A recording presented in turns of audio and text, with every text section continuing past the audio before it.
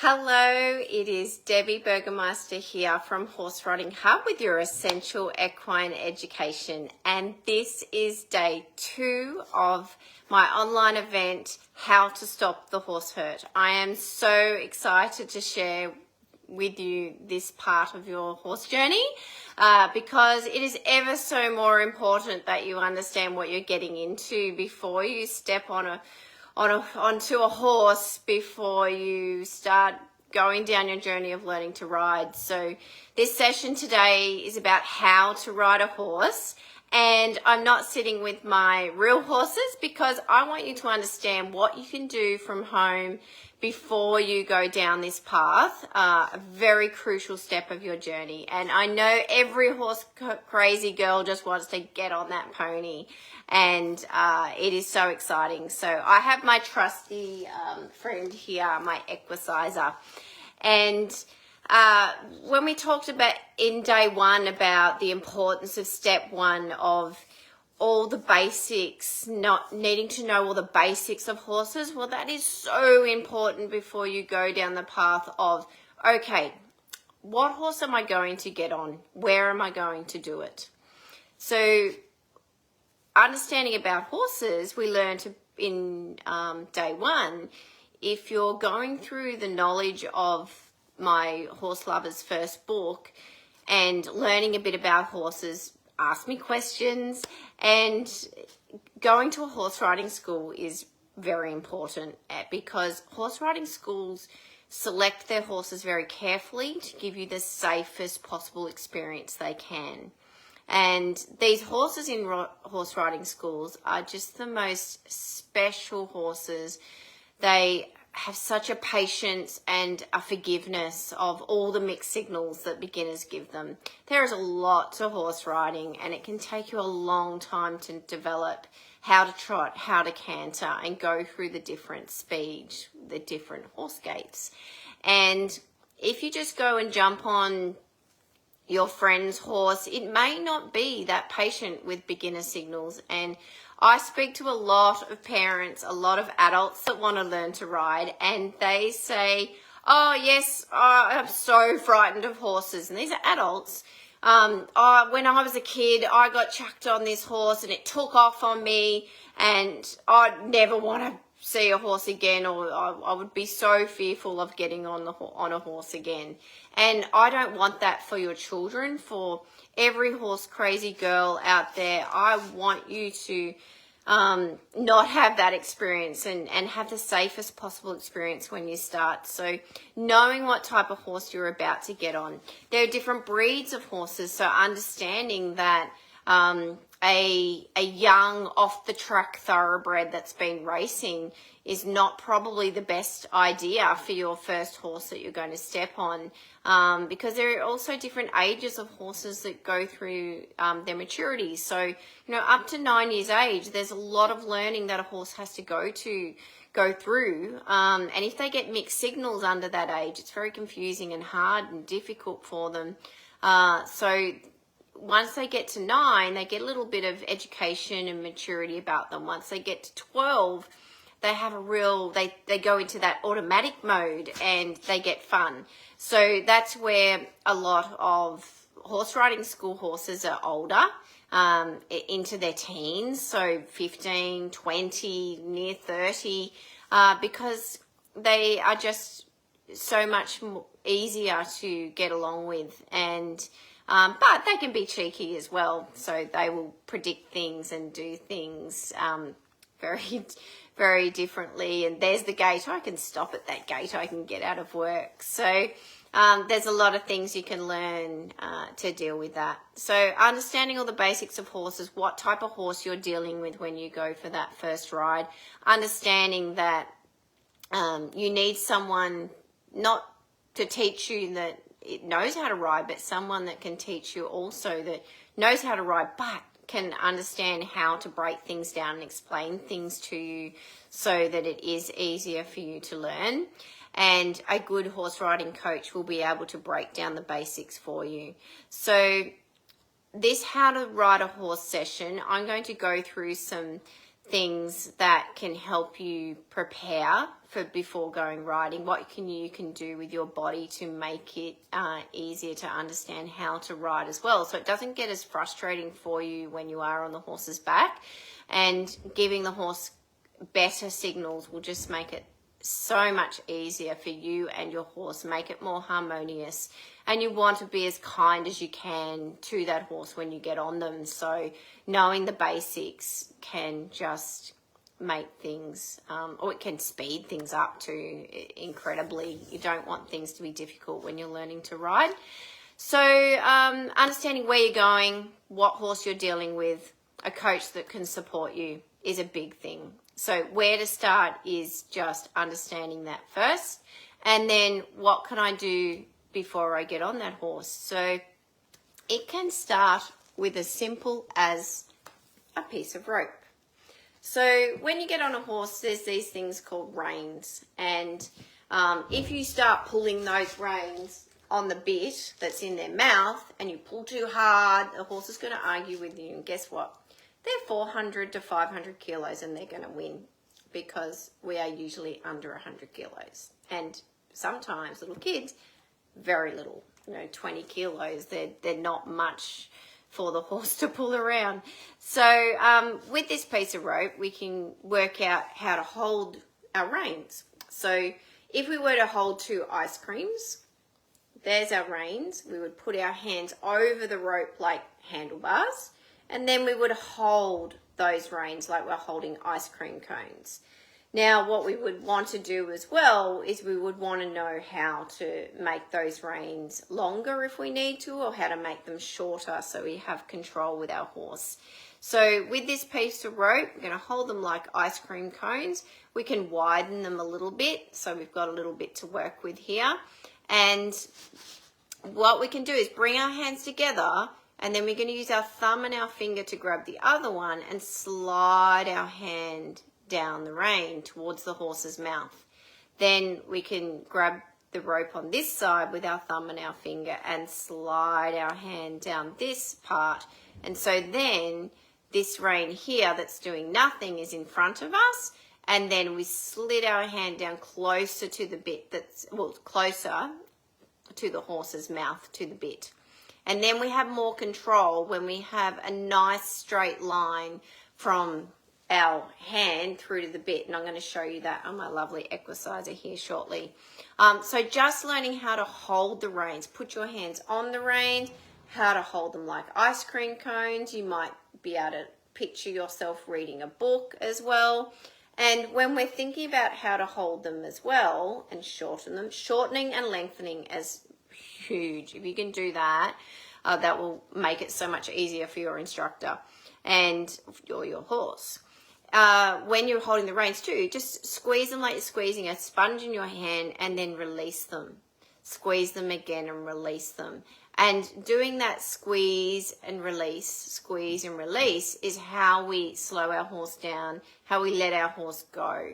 So that squeeze and release is massive to knowing how to hold those reins. We can even then tuck the reins between our little finger, and then we start to use our fingers to talk to the horse, so we're not pulling our arms so much. And learning how to use our fingers is so much nicer, because you don't want to squeeze up here where our thumb is, because there's nothing there connecting you to the horse.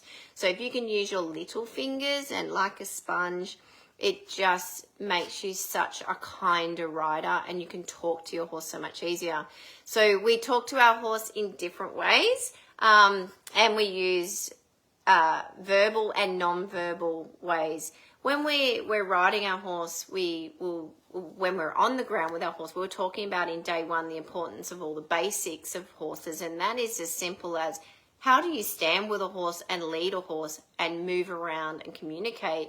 And part of that is using your voice, and you might raise your voice and walk on and let's go, and all this energy up, and that makes the horse want to do things and get a bit excited. And then we've got to go, we want our horse to slow down, so go steady, woo. And the reason why we say the words woo is because when we do that, we breathe out. And that breathing out, we might not say woo, but if you get used to that and then you go woo, you might even then just breathe out. It's your horse can feel everything through your breath, everything through your stomach and your hips and your bottom, even before you've done anything with your hands. So learning that, how to breathe with a horse, how to stand with a horse and breathe out and woo on the ground makes a big difference. And then you want to get your horse energetic, you then start going walk on, or you might learn how to click or kiss, you go and all those things can ask the horse energetically to move forward. And just by lifting your body up is enough to even move your horse to go forward sometimes. So learning things with a piece of rope at home, that can greatly improve how you're going to ride, how you say things. And I've had a stick horse at home, or use a broom and pretend the head of the broom is the horse's head, and walk around with that at home and pretend it's your horse, and use your body to change things. So we have our verbal and our non-verbal cues, and we when we're riding, we use our body a lot. So I'm going to show you an exercise you can do with your body when you get on your horse, and you can do this with a fence at home, a rail in the playground, how you can make it easier to get on your horse. So usually, sometimes it's not about your legs, it's about your upper body, your core and your arm strength that can make a big difference to your riding. If you can sit up really tall, that makes a massive difference. You start hunching and slouching, it's very difficult to give your horse communication with your body. So I'm going to show you this in a second. So the piece of rope, big help. Grab one of those, mum and dad, for your children. Okay, and I'm going to show you how that rope turns into the reins on my equicizer. Learning how to stretch your legs and put your heels down. Now, what I'm sitting on right now is an exercise ball. So just this at home can help you a great deal by sitting on it and sitting straight, and then just rolling your hips round. And by rolling your hips down, you're learning how to use your hips, your stomach, can make a big difference as well, because your horse moves. So the exercise ball is a great learning tool. And then you can sit on that exercise ball, pull your feet up and balance. So if you can sit on that ball and you can balance, you're a really good rider. And I can ride well. And also you can get a piece of wood at home or a rolled up towel. You could use just a piece of wood this big, and a rolled up towel is suffice as well. And you stand on that on the ground with your toes up on it and your heels down, and it stretches your calves. And that helps you learn how to put your foot into the stirrup and stretch your legs as long as possible when you're on your horse. If you jam your legs up, then it makes it very difficult for the horse to feel your bottom and feel your legs. So the rope, a piece of wood, rolled up towel, standing with that with your toes up on it while you're watching telly, while you're reading a book. Anything 5 minutes a day will make a huge difference to how you put your foot in the stirrup. So I'll show you this little exercise with my equicizer. So if you have a fence at home, just get on that fence and practice pushing yourself up. So you should be able to push up into your arms on that rail and then pull yourself up. So pull up to your knees and hold yourself. If you can do that easy, that will help you so much in being able to get on your horse. Because when you get on your horse, if you hang on this side and you put your foot in the stirrup and just hang, then you're going to pull the saddle down, you're going to hurt your horse's back. You want to be able to get up and throw your body over. So get on that rail, get up, throw your body over, and swing your leg around. So just get on that fence post fast. When you've got on, then you can pretend that you're sitting on a horse. You can do this on the end of your lounge even, but even on the fit ball. And then sit up really tall. And then the more that you sit up tall, you can go, okay, there I'm going for a ride. I'm going to sit back and push. So when you ride, your body is like so your hips are going to go lean back, push your horse to go forward. Try that again. So let's get up and over. And then we're going to go sit up straight, lean back. We're going to push our horse forward. We're going to stop and we're going to sit up straight. Okay, we're going to push our horse forward. We're going to sit up and stop our horse. With our legs, you don't want to G your legs up like this because then you're not using your whole leg. So you want to stretch your legs and your hips down as long as you can get them. And then when you're riding, your toe, your ankle, you would pull your toe up, stretch your ankle down, and your ankle would be in line with your hip and your shoulder. So sitting up really tall and having your ankle, hip, and shoulder in line is how you would ride your horse.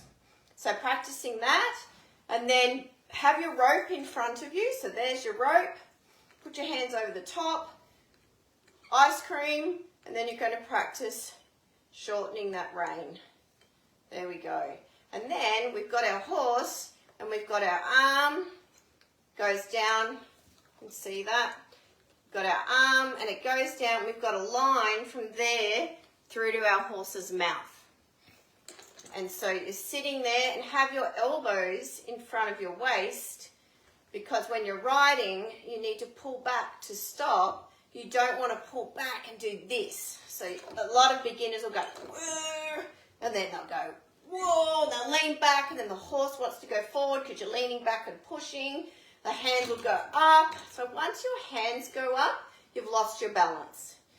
You lean forward, you've lost your balance. You arch your back like that, you've lost your balance. So when you lean forward and you're learning to trot, you're actually keeping your back straight, then you're bending in your hips.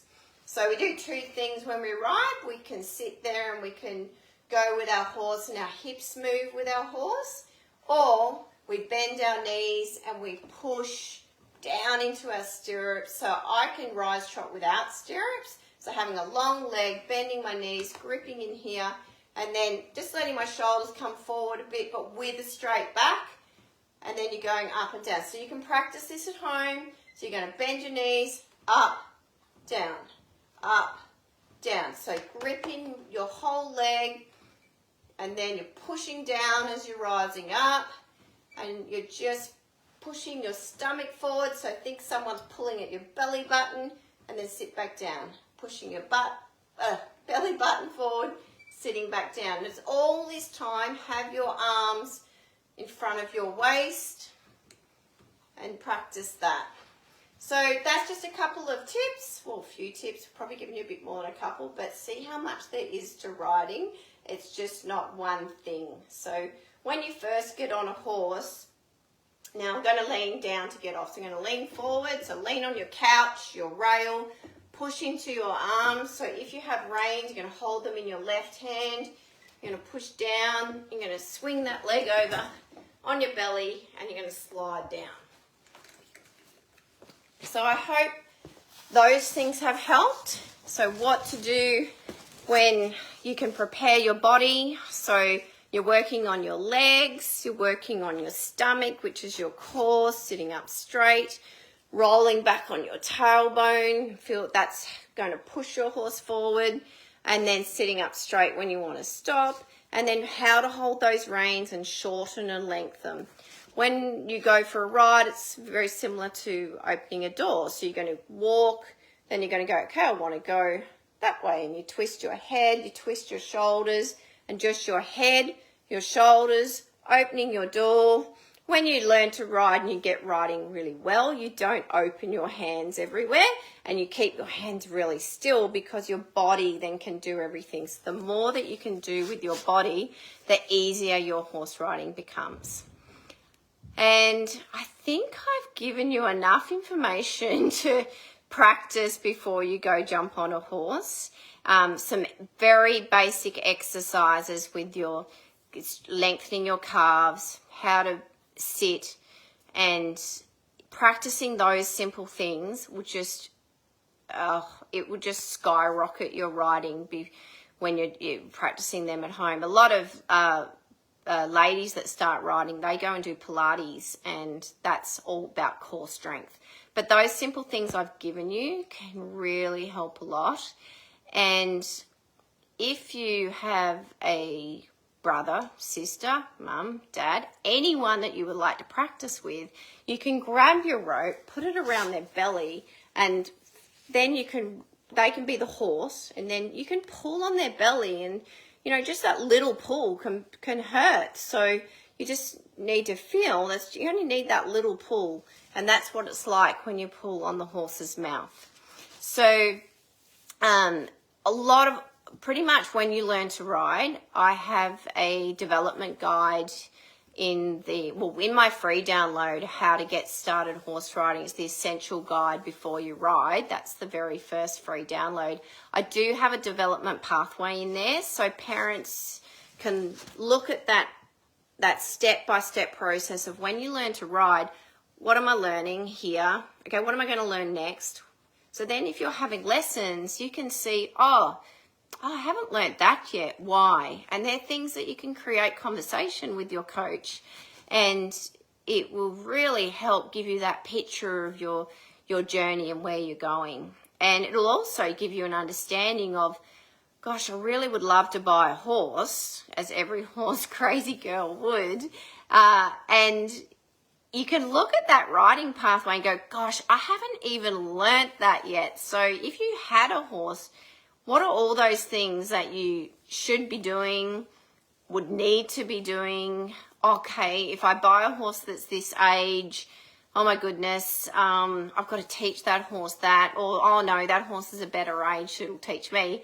So my next session in day 3 is, are you ready for your first horse, or how to get ready for that first horse? And there's a lot of tips I'm going to go through on day 3 with that. So in my free guide, and also my How to Ride a Horse book, it gives you a complete development guide from day 1, and it'll explain to you what you're going to go through when you learn to ride, what are all the things that you can practice, all the tips for yourself.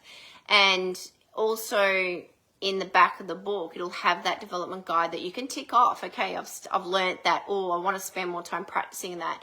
And it'll also give you the ability to talk about things with your coach. Can I practice that? When am I going to learn that?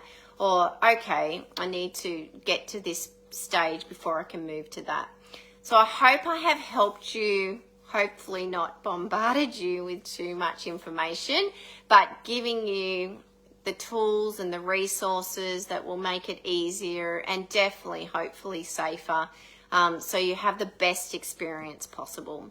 So enjoy the rest of your day, rest of your night, and I hope to see you again soon. I'm really looking forward to next session with you, because it is fun and lots of important things to know. Okay, until next time.